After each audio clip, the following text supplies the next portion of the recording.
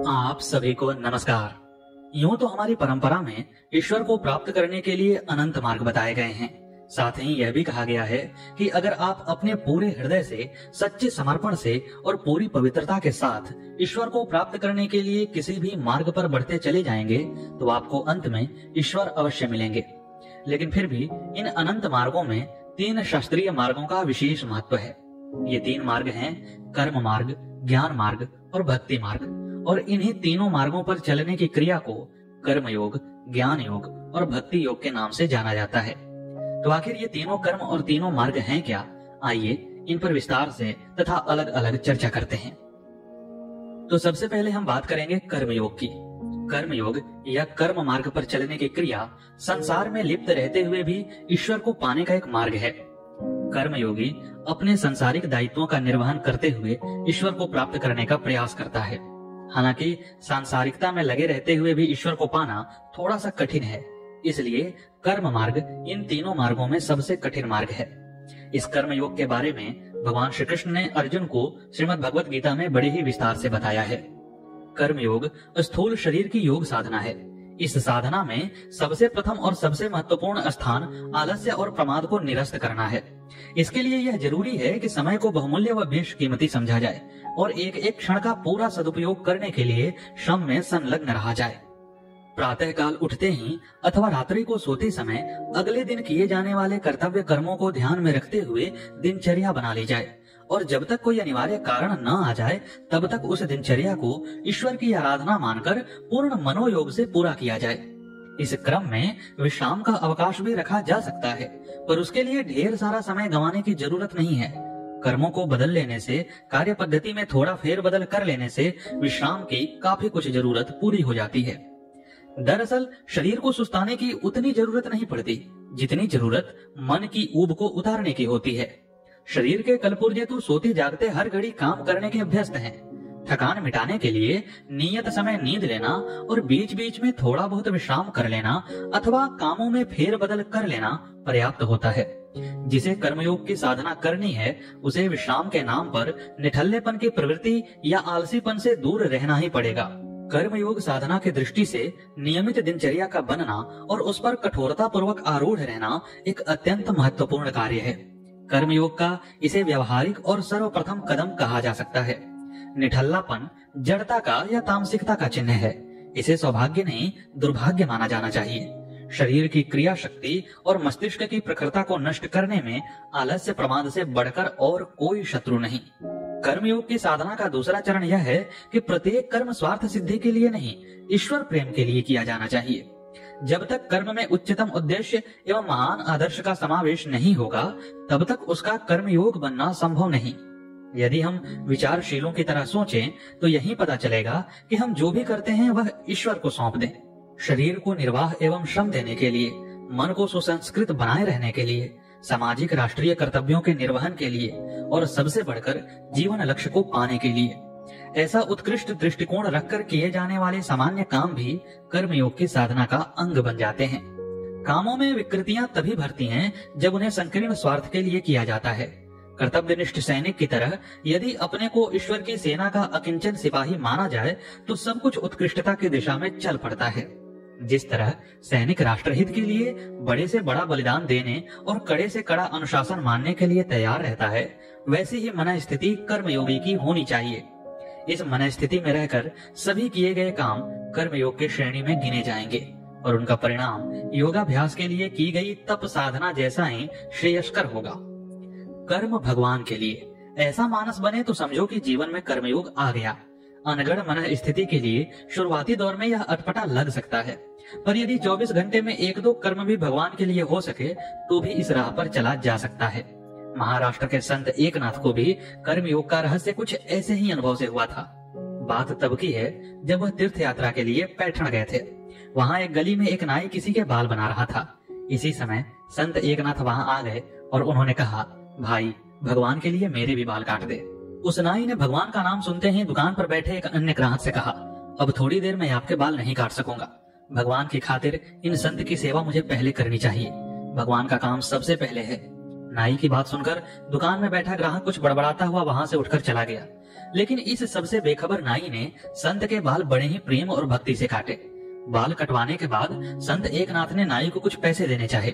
एकनाथ के हाथ में पैसे देखकर नाई ने उन्हें बड़ी ही विचित्र नजरों से देखा और कहा, महाराज, यह क्या बात हुई? आपने तो भगवान की खातिर बाल काटने को कहा था, पैसों की खातिर नहीं। फिर तो जीवन भर संत एकनाथ अपने सत्संग में कहा करते थे, निष्काम कर्म योग मैंने एक नाई से सीखा है। भगवान के लिए कर्म करने पर कर्म के साथ केवल प्रेम और भक्ति ही जुड़ती है। किसी तरह के फल की चाहत वहां पनप ही नहीं पाती। बस एक ही धुन रहती है, किया जाने वाला कर्म अच्छा से अच्छा हो। निंदा प्रशंसा का झंझट भी कर्मयोगी को नहीं व्यापता। उसे तो बस अपने उच्चतम उद्देश्य और महान आदर्श का ध्यान रहता है। और फिर सबसे बड़ी बात, कर्मयोगी के लिए प्रत्येक कर्म शरीर द्वारा की जाने वाली भगवत प्रार्थना है। जब इस प्रार्थना में उसे रस आने लगता है, तब धीरे धीरे उसके सभी कर्म कर्मयोग में समा जाते हैं। कर्मयोग की इस साधना से मिलने वाली रसानुभूति कुछ इस कदर होती है कि कर्मयोगी अपने श्रम, निष्ठा और भगवत प्रेम को ही अपनी आत्मसंतुष्टि का आधार मान लेता है। उसे किसी के मुख से प्रशंसा का प्रमाण पत्र पाने की जरूरत नहीं रहती। किसी के द्वारा की जाने वाली अपनी अकारण निंदा उसे उद्विग्न नहीं कर पाती। उसका अपना अंतःकरण ही उसके संतोष के लिए पर्याप्त आधार बना रहता है। इसी प्रकार उसे अभिष्ट परिणाम की उतावली नहीं होती। भगवत प्रेम के लिए सत्कर्म, कर्तव्य कर्म की नीति अपनाना ही उसके लिए क्षण क्षण में मिलने वाला सफलता जैसा उपहार होता है। उसकी परिष्कृत जीवन नीति ही उसे हर घड़ी संतोष देती रहती है। फलतः उस आंतरिक प्रसन्नता को चेहरे की मुस्कान के रूप में हर घड़ी देखा जा सकता है। इस मुस्कान में उसकी आत्मा का प्रकाश घुला मिला होता है, जो कर्मयोगी की साधना की प्रगाढ़ता के अनुसार अनुदिन तीव्र से तीव्रतर होता चला जाता है। इस पथ पर चलने वाले साधक किसी से कहीं भी कमतर नहीं, क्योंकि इनकी साधना घंटे दो घंटे नहीं बल्कि अनवरत चलती है। इसके साथ ही अनवरत कर्म बंधन ढीले पड़ते जाते हैं। जन्म जन्मांतर के कर्मों का स्वाभाविक क्षय होता जाता है। कर्मों का भार घटने से चिंतन में ज्ञान का स्वाभाविक प्रकाश उत्पन्न होता है, जिसे ज्ञान योग की साधना से और अधिक प्रखर बनाया जा सकता है। और इसीलिए हमारा अगला मार्ग, हमारा अगला योग ज्ञान योग है। ज्ञान योग की शुरुआत आत्म जिज्ञासा से होती है। जब समूचा अस्तित्व एकजुट होकर आपसे यह सवाल पूछता है कि मैं कौन हूँ, जब प्राणों में एक ही विकल गूंज उफनती है कि मैं कौन हूँ, तब ज्ञान योग की साधना प्रारंभ होती है। ज्ञान योग की साधना दरअसल सूक्ष्म शरीर की साधना है, क्योंकि ज्ञान योग में लीन साधक को सबसे पहला एहसास यही होता है कि पल पल नष्ट होने वाला, हर घड़ी मृत्यु की ओर बढ़ने वाला यह स्थूल शरीर मेरा परिचय कभी नहीं हो सकता। यही अनुभूति ज्ञान योगी को नाशवान स्थूल से ऊपर उठाकर अविनाशी सूक्ष्म की ओर ले जाती है। जब तक सच्ची आत्म जिज्ञासा नहीं पनपी, तब तक अन्य सारी बातें ज्ञान का आडंबर ही हैं। अनगिनत पुस्तकों का अध्ययन, अनेक विद्वतापूर्ण व्याख्यान और ढेरों सुविचारित प्रश्न सब मिलकर भी किसी को ज्ञान योगी नहीं बना सकते। रमण महर्षि के पास जब अंग्रेज लेखक पॉल ब्रंटन गए थे, तब उनके पास अनेकों प्रश्न थे। उन्होंने लगभग पूरी दुनिया की यात्रा की थी, अनेकों पुस्तकें पढ़ी थी और कई पुस्तकें तो स्वयं भी लिखी थी। समूची दुनिया में उन्हें लब्ध प्रतिष्ठित विद्वान माना जाता था। लेकिन रमण महर्षि ने उनके सारे प्रश्नों के प्रत्युत्तर में केवल एक बात कही कि सिर्फ एक प्रश्न सार्थक है, मैं कौन हूँ। बाकी सब प्रश्न तो अपने आप ही हल हो जाएंगे। तो पॉल ब्रंटन ने कहा, अच्छी बात है, यही पूछता हूँ कि मैं कौन हूँ। उत्तर में महर्षि हंसने लगे। अब यह भी मुझसे पूछोगे? अरे आंख बंद करो और अपने आप से पूछो। पूछते जाओ, खोजते जाओ। अब इतना तो पक्का है कि तुम हो। इतना ही नहीं, तुम हो और चेतन हो, यह भी पक्का है, अन्यथा मुझसे पूछते कैसे? अब आगे तुम खोजो। और महर्षि रमण के इस मैं कौन हूँ का प्रश्नोत्तर भी बहुत ही जल्द हमारे चैनल पर उपलब्ध होगा। तो आप कृपया करके हमारे चैनल को सब्सक्राइब कीजिए। आप जब सब्सक्राइब करते हैं तो चैनल की रीच बढ़ती है, जिससे हमारा प्रयास अन्य लोगों तक भी पहुंचता है। मैं कौन हूँ, इसी खोज में ज्ञान योग की समूची साधना निहित है। इस खोज के लिए हमें स्थूल से सूक्ष्म में उतरना ही होता है। जैसे जैसे खोज तीव्र होती है, आत्म जिज्ञासा परिपक्व होती है, सूक्ष्म शरीर भी परिष्कृत, प्रखर एवं पवित्र होता चला जाता है। बात अनुभव की है। यह नहीं कि कोई पूछता रहे मैं कौन हूँ, मैं कौन हूँ, तो कुछ वैसा उत्तर आ जाए जैसे परीक्षा की कॉपियों में उत्तर आ जाते हैं। यह बात नहीं है। बात तो यह है, जब प्रश्न तीव्र होगा, आत्म जिज्ञासा प्रगाढ़ होगी, तो उत्तर नहीं आएगा। एक दिन प्रश्न भी रुक जाएगा, अनुभूति आएगी। जीवन और चैतन्य का जो महामिलन हो रहा है, उसका साक्षात्कार होगा। यही साक्षात्कार ज्ञान योग का फल है। इसके बारे में महर्षि अष्टवक्र जनक से कहते हैं कि तेन ज्ञान फलम प्राप्तम योगाभ्यास फलम तथा तृप्त स्वच्छेन्द्रियो नित्यमेकाकी रमते तुयः। उसे ही ज्ञान और योगाभ्यास का फल प्राप्त हुआ है जो तृप्त है, शुद्ध इंद्रिय वाला है और जो सदा एकाकी रमण करता है। महर्षि अष्टावक्र के इन वचनों में ज्ञान योग की समूची साधना और उसके फल का गुह्य वर्णन है। ज्ञान योगी की अनिवार्य पहचान है शुद्ध इंद्रिय वाला। जिसने गहन आत्म जिज्ञासा से अपनी कल्पना, चिंतन एवं चित्त वृत्तियों को परिशोधित कर लिया है, वही शुद्ध इंद्रिय वाला हो सकता है। जो ज्ञान योग को बौद्धिक क्रियाकलापों से जोड़ते हैं, उनके लिए इस उपलब्धि को पाना संभव नहीं, क्योंकि ज्ञान योगी के लिए महर्षि अष्टावक्र एक अन्य स्थान पर गलित ध्येय शब्द का प्रयोग करते हैं। गलित ध्येय का अर्थ है जिसकी बुद्धि गल गई है। सत्य यही है कि बुद्धि की सीमाओं से परे जाकर ही ज्ञान योग की साधना संभव है और तभी इसकी उपलब्धियां साधक के जीवन का अनुभव बनती हैं। सूक्ष्म शरीर की पवित्रता ही साधक को तृप्ति दे पाती है, क्योंकि ऐसी ही भाव दशा में उसे आत्मा के अमृत रस का स्वाद मिलता है।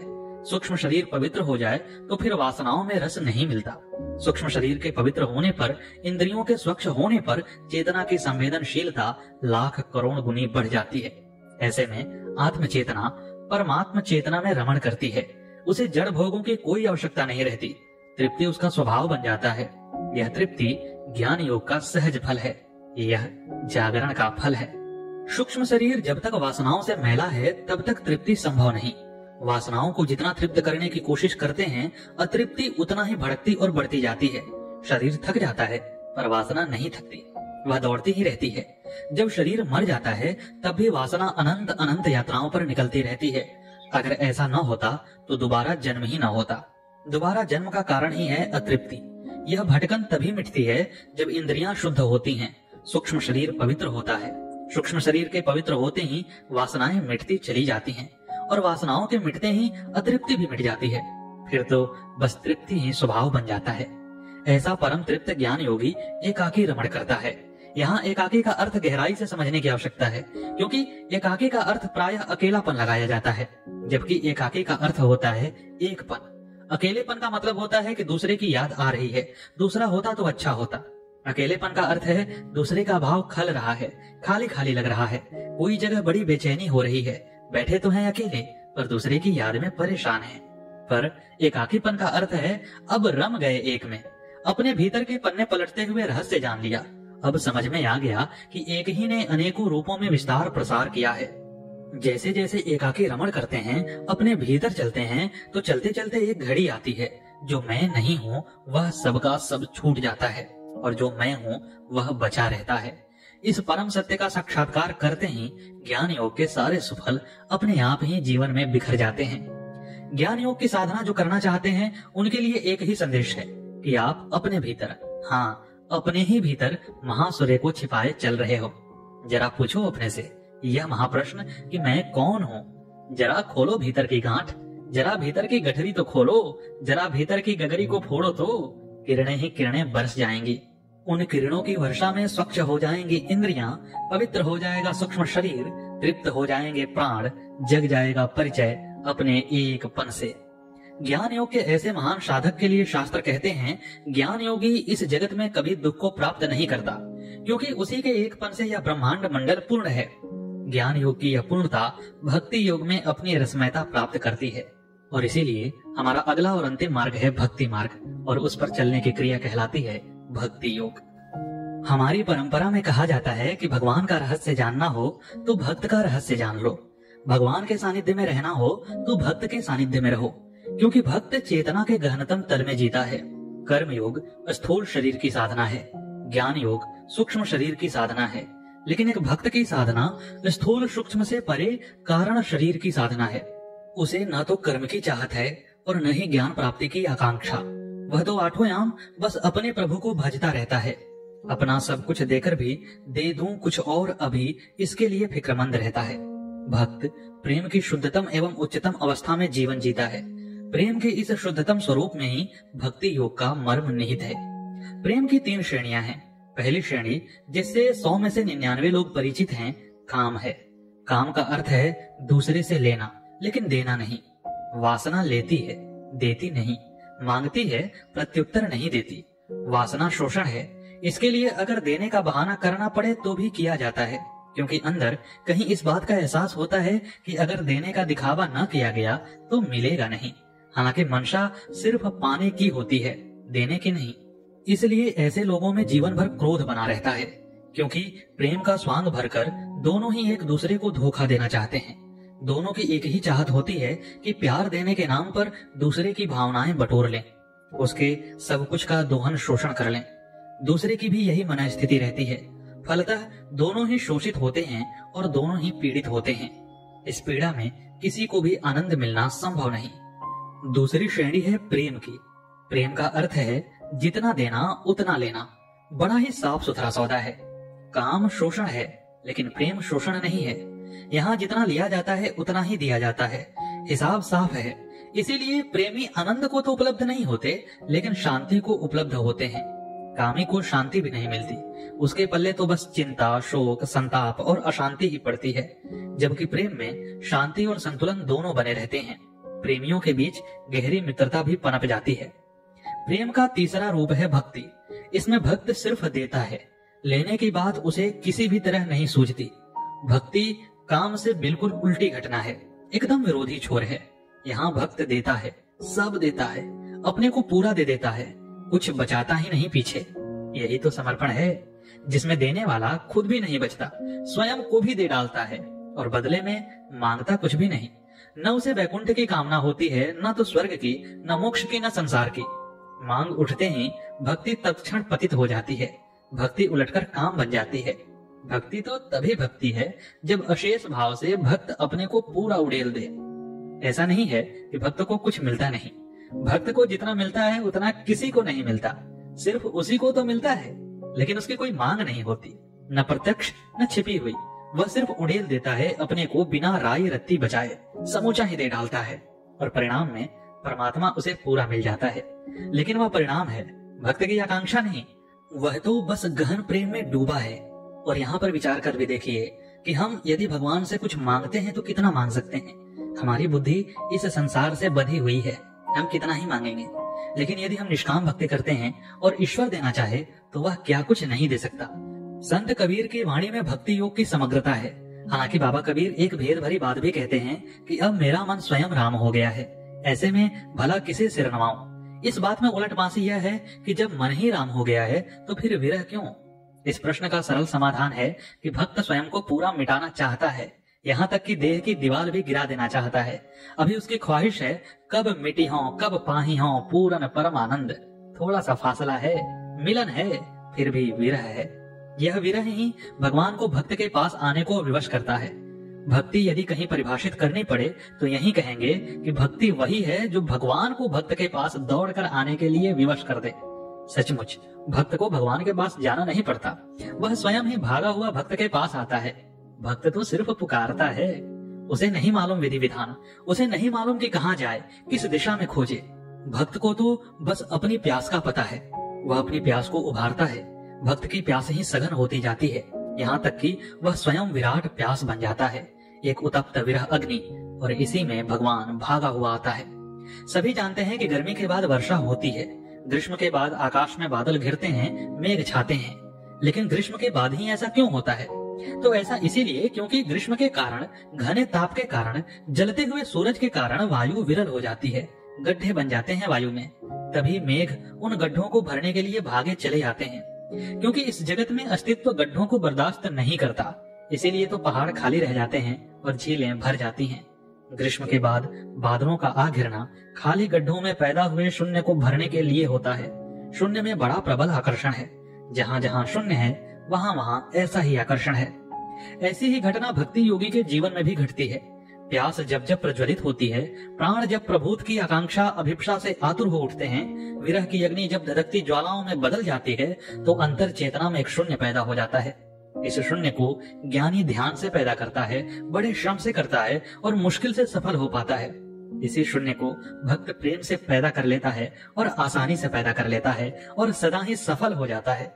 और जैसे ही विरह में जलकर एक भक्त शून्य बना, वैसे ही परमात्मा के मेघ उसकी तरफ चलने शुरू हो जाते हैं। भक्त की सारी कला उसके आंसुओं में है, भक्ति योग की सारी साधना पद्धति उसके विरह में है। लेकिन इस विरह में परम आनंद है। यह विरह पीड़ा जैसा नहीं है, यह बड़ा ही मधुर और मिठास भरा है। एक शब्द है मीठी पीड़ा। यह विरह ऐसी ही मीठी पीड़ा है, काटती रहती है भीतर, लेकिन संगीत की तरह। स्वर उसका गूंजता रहता है, लेकिन वीणा के स्वर की भांति। धन्य हैं वे जिन्हें भक्ति का स्वाद मिला, या बाबा कबीर के शब्दों में जिनका शरीर वीणा हो गया और उस वीणा पर एक ही स्वर निरंतर उठ रहा है, विरह का स्वर। मिलन के बाद विरह है और विरह के बाद महामिलन। हाँ, इस महामिलन के लिए एक एक करके पांचों कोशों की शुद्धि आवश्यक है। योग की धारणा के अनुसार मानव का अस्तित्व 5 भागों में बटा है, जिन्हें पंचकोश कहते हैं। ये कोश एक ही साथ विद्यमान अस्तित्व के विभिन्न तल या स्तर के समान होते हैं। विभिन्न कोशों में चेतन, अवचेतन तथा अचेतन मन की अनुभूति होती है। प्रत्येक कोश का एक दूसरे से घनिष्ठ संबंध होता है। वे एक दूसरे को प्रभावित करती हैं और एक दूसरे से प्रभावित होती हैं। ये 5 कोश हैं: अन्नमय कोश, प्राणमय कोश, मनोमय कोश, विज्ञानमय कोश और आनंदमय कोश। अगली प्रस्तुति में हम इन 5 कोशों को विस्तार से समझने और जानने का प्रयास करेंगे। फिलहाल आपको यह प्रस्तुति कैसी लगी कमेंट बॉक्स में अवश्य बताइएगा। मिलते हैं अगली वीडियो में अगली प्रस्तुति के साथ। तब तक के लिए नमस्कार।